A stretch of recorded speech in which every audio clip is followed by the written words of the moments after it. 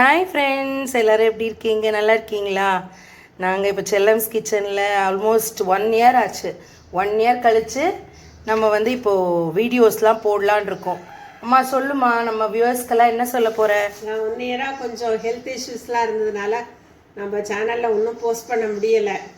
அதனால் இப்போ திருப்பியும் நம்ம பிள்ளையார வேண்டிட்டு ஆரம்பிக்கலாம் அப்படின்னு சொல்லிட்டு நீங்கள் பழையபடி உங்களோட சப்போர்ட்டு, உங்களோட கமெண்ட்ஸ் எல்லாம் போடுங்க. எனக்கு கட்டாயம் உங்கள் சப்போர்ட் வேணும். இன்றைக்கி பொரிச்ச கொழுக்கட்டை, எண்ணெயில் பொரிக்கிற கொழுக்கட்டை, அதாவது சின்ன பிகினர்ஸ்லாம் இதை பண்ணலாம், ஈஸியாக பண்ணலாம். பிள்ளையாருக்கு இது நம்ம பண்ணலை, இது நம்ம இதுவரையும் பண்ணலை. இதுக்கு முன்னாடி நிறைய மாவு கொழுக்கட்டைகள் 4-5 விதம் போட்டிருக்கேன்.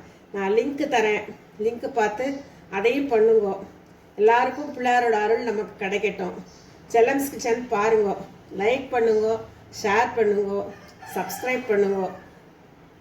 இப்போ பார்க்கலாமா? நம்ம பார்க்கலாமே. நான் உங்களுக்கு எல்லா லிங்க்ஸையுமே டிஸ்கிரிப்ஷனில் கொடுக்குறேன் ஃப்ரெண்ட்ஸ், செக் பண்ணுங்கள். அதில் நம்ம மாவு எப்படி, அரிசி மாவில் நம்ம எப்படி மாவு செலுத்துறது, தேங்காய் பூரண கொழுக்கட்டை, கடலைப்பருப்பு கொழுக்கட்டை, உளுந்த உஸ்லி கொழுக்கட்டை, எல்லா டைப்ஸுமே நம்ம போட்டிருக்கோம். அது எல்லாத்தோட லிங்க்ஸையும் நான் டிஸ்கிரிப்ஷனில் கொடுக்குறேன், மறக்காமல் பாருங்கள். ஓகேயா? இந்த கொழுக்கட்டைக்கு ஒரே ஒரு கிண்ணம் மைதா மாவு எடுத்துட்டுருக்கேன். சரி. அதுக்கு 1/2 கிண்ணம் வெல்லம் வேணும். தேங்காய் 1 கிண்ணம். சரி. மைதா மாவை பிசைஞ்சுக்கணும். நல்லா பிசைஞ்சிட்டு இதை பாகு வச்சு தேங்காய் பூரணம் எப்போ பண்ணியிருக்கோமே நம்ம ஏற்கனவே, அந்த மாதிரி அது லிங்க் கொடுத்துரு, லிங்க்ல பார்க்கட்டும். சரி. லிங்க்ல பார்த்து எல்லாரும் கற்றுக்குங்க. வெள்ளத்தை கரைய விட்டு தேங்காய் பூர்ணத்தை தேங்காயை போட்டு நல்லா சுருளை கிண்டி ஏலக்காய் போட்டு 2 ஸ்பூன் நெய் விட்டு இறக்கி அதை ஆற வச்சுக்கணும். மைதா மாவை 2 பிஞ்சு உப்பு போட்டு நல்லா கட்டியாக பிசைஞ்சு வச்சுக்கணும். சரி. அதுக்கப்புறம் நான் பண்ணுறதே காட்டுறேன். ஓகே.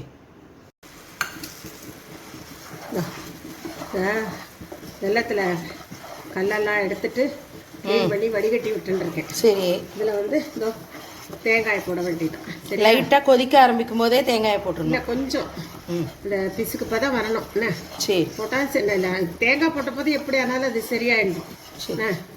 தேங்காய் போட வேண்டியதான்.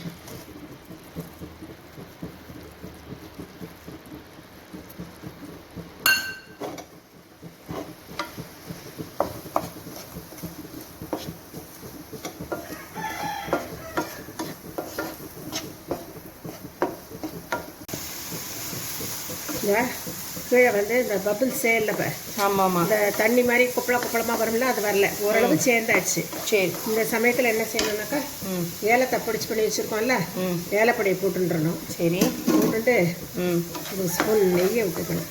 சரி. கையை ஈரப்படுத்தின்னு இப்படி தொட்டு பார்த்தோன்னா கையில் ஒட்டாமல் வரும். சரி. இந்த சமயத்தில் 1 ஸ்பூன் நெய்யை விட்டுக்கணும்.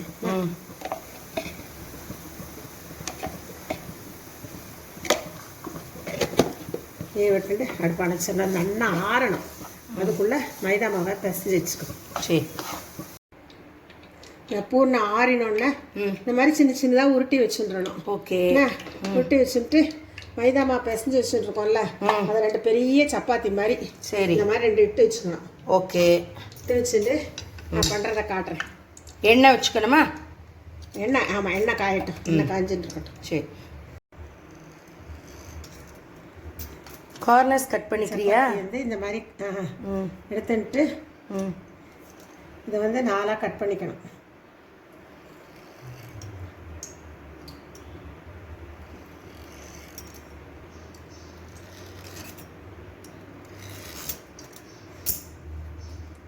இதை திரும்ப பிசைஞ்சு இட்டுக்கலாம் இல்லையா? இதுக்குள்ளே பூர்ணம் வச்சு மடக்கணும். பண்ணுறதை காட்டுறேன். இதுக்குள்ளே பூர்ணத்தை வச்சு இதை அப்படியே இழுத்து 4 பக்கமும் கவர் பண்ணி எடுத்துன்னு வரணும். சரி.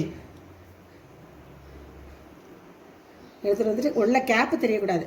கேப்பு தெரிஞ்சால் என்ன ஆகும்னா, எண்ணெயில் பூர்ணம் எல்லாம் விழுந்துடும். இந்த மாதிரி இப்படி வச்சுடணும்.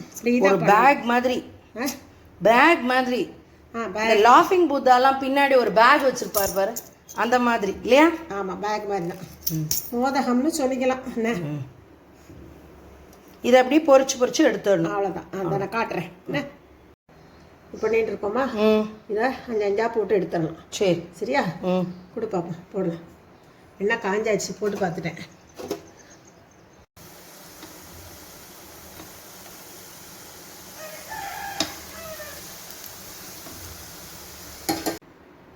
பத்தியா எல்லாத்தையும் பொரிச்சாச்சு ஓகே.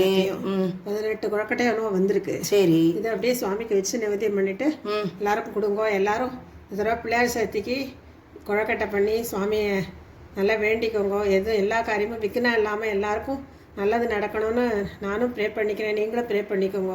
வாழ்க வளமுடன்.